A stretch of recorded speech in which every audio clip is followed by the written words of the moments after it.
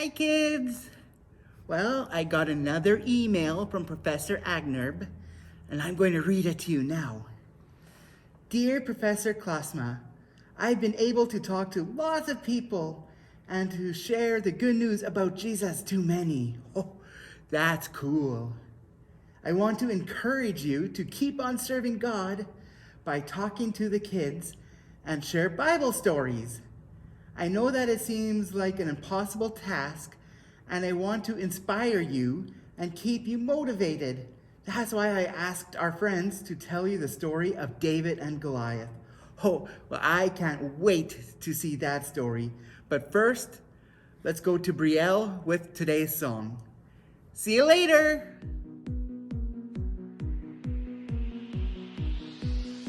He's the chosen one, he's the champion, the winner for all time. With me to the end, Jesus is my friend, he's always by my side. Anything I face, he will be my strength. I'm his and he is mine. I'm forever free, nothing's stopping me, because he gave his life. Shout it out!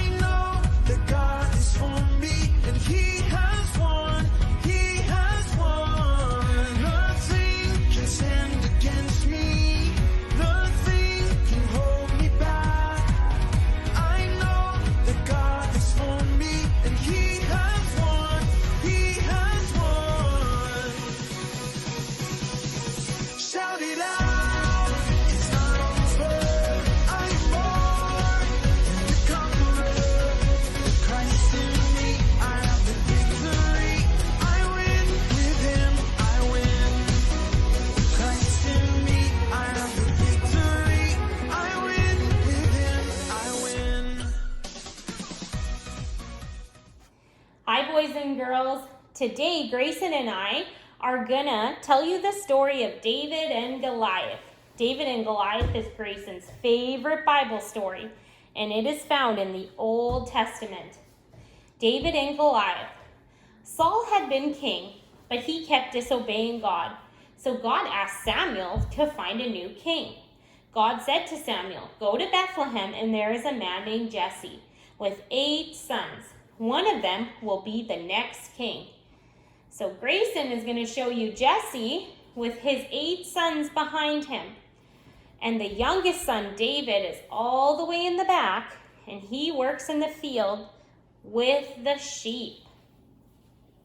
One of them will be the next king. When Samuel first met the sons, he automatically thought that the oldest son named Eliab would be the king that God had chosen. But the Lord said to Samuel, "Do not look at the way he looks or how big he is. Eliab is not the one I have chosen. The way he looks doesn't matter to me. I look at the heart." Jesse brought more of his sons to meet Samuel, but none of them God had chosen either. Samuel asked Jesse, "Have I met all your sons?" Jesse replied, "I have one son left named David. He's the youngest, and he's out looking after the sheep. I will bring him here to meet you. So Grayson is showing us here who David is, and Samuel wanted to meet David. As soon as Samuel saw him, the Lord spoke to him and said, "He is the one." So Samuel anointed him with oil, which was a special way of promising him that he would be the next king. So Grayson's going to show us how that used to be done. He's going to take our cup of oil, and then it gets poured on David's head. That's how they used to would have done it.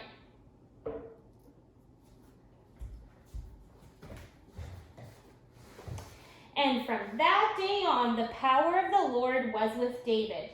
David continued to take care of his father's sheep. In the fields, when he didn't have much to do in the field, he played instruments and wrote songs and poems that you can find in the book of Psalms in your Bible. Now, boys and girls, Psalm 23 is one of the psalms that David wrote. And Grayson is going to read it for us. Psalm 23, a psalm of David. The Lord is my shepherd, I lack nothing. He makes me lie down in green pastures. He leads me beside quiet waters. He refreshes my soul. He guides me along the right paths for his name's sake. Even though I walk through the darkest valley, I will fear no evil, for you are with me. Your rod and your staff, they comfort me. You prepare a table before me in the presence of my enemies. You anoint my head with oil, my cup overflows. Surely your goodness and love will follow me all the days of my life, and I will dwell in the house of the Lord forever. Good job, Grayson. Meanwhile, Saul was still king, and he ruled people called Israelites. David and his family were Israelites too. The Israelites weren't getting along with people named the Philistines. The problem with the Philistines was that they had many giants living in their land. One of the strongest and biggest giants was named Goliath.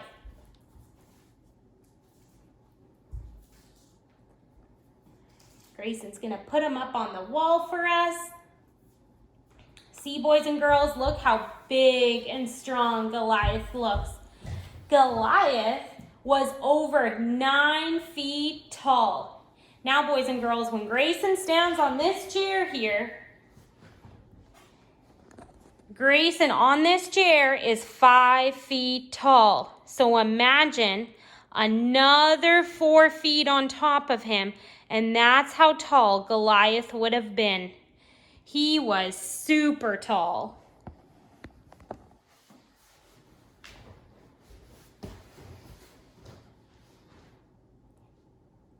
That is taller than any person recorded in the Guinness Book of World Records. He would have had to bend way down to get through a regular-sized door. Goliath was covered with armor to protect him and carried a big spear. A spear is kind of like a huge knife, boys and girls. That's kind of, or a huge sword. That's kind of what it would look like. Every morning and every evening for 40 days, he shouted to the Israelites in his big, deep voice, "Hey, you guys, I dare you to find one man to fight me. If he can beat me, we will become your servants. But if I win, you will all become our servants." When Saul and all his men heard this, they were very afraid. 3 of these men were David's 3 oldest brothers. They were the only one in David's family that could go fight because they were old enough. Now David's father Jesse heard about the giant and was worried for his sons. He called David out of the fields and asked him to take some food to his brothers and to report back how they are doing. So David set off to visit his brothers. As he approached them, he heard Goliath shouting his challenge like he did every morning. "Isn't someone going to stand up to this man?" David asked the men in the army. "Then I will fight this giant Philistine." One of the men overheard this and ran to Saul and told him what David said. Saul approached David and said, "You can't fight Goliath. You're only a boy, and he has been fighting for many years." But David said to Saul, "I have had to fight lions and bears to protect my father's sheep. God helped me." Sorry, boys and girls. "I have had to fight lions and bears to protect my father's sheep. God helped keep me safe then, and he will keep me safe now." It was too bad that Saul the king wasn't trusting in God to help him. He didn't know what to do to beat Goliath. Then this young boy named David came up, and he knew in one day exactly what to do and trusted that God would help him. That's why God loved David's heart and wanted him to be king. So Saul dressed David in heavy armor to protect him from Goliath. See, boys and girls, on this picture that Grayson has here, it kind of shows you all the armor that David was wearing. But it was so heavy and so big that David took it all off. He could hardly walk in it.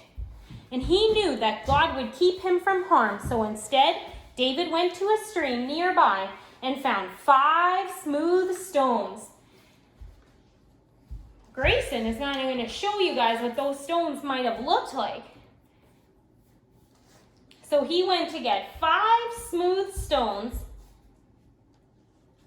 and put them in a pouch around his waist and took his sling, and he went to fight Goliath. So now David, this small little boy, boys and girls, he was going to go fight this huge giant Goliath. Not with a sword, not with the armor that they put on him to protect him. He was going to fight him with 5 smooth stones and his sling, and he knew that God would protect him.